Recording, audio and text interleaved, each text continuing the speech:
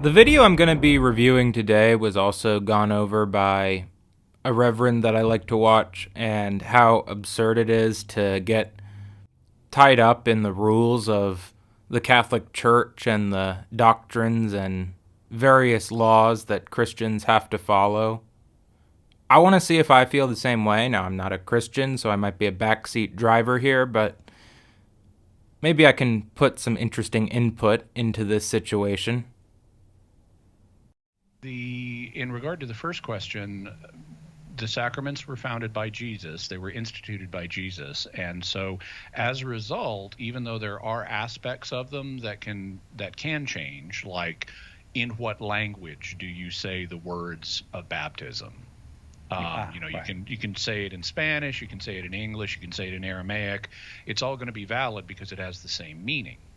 But baptism as a sacred rite has meaning. And since it came from Jesus, the church can't alter its meaning.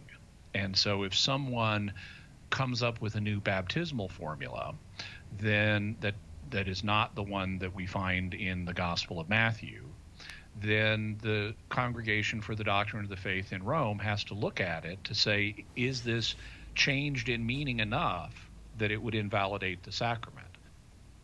Because we don't have control over the meaning of this rite.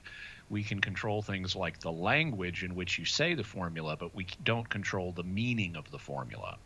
And so out of a kind of sort of loosey-goosey desire to please people and make people feel more involved in the act of baptism, this guy started saying, "We baptize you," instead of "I baptize you."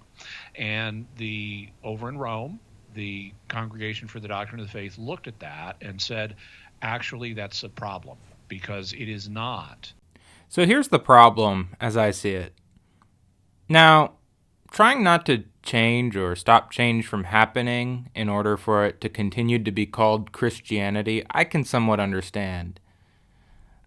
The problem is, if you want to say that Christianity is rational, and this is my backseat driver question, the only somewhat logical argument for embracing Christianity, I think, is the mad, bad, or God argument, which didn't quite convince me, but I have heard it in a compelling way, presented in a compelling way,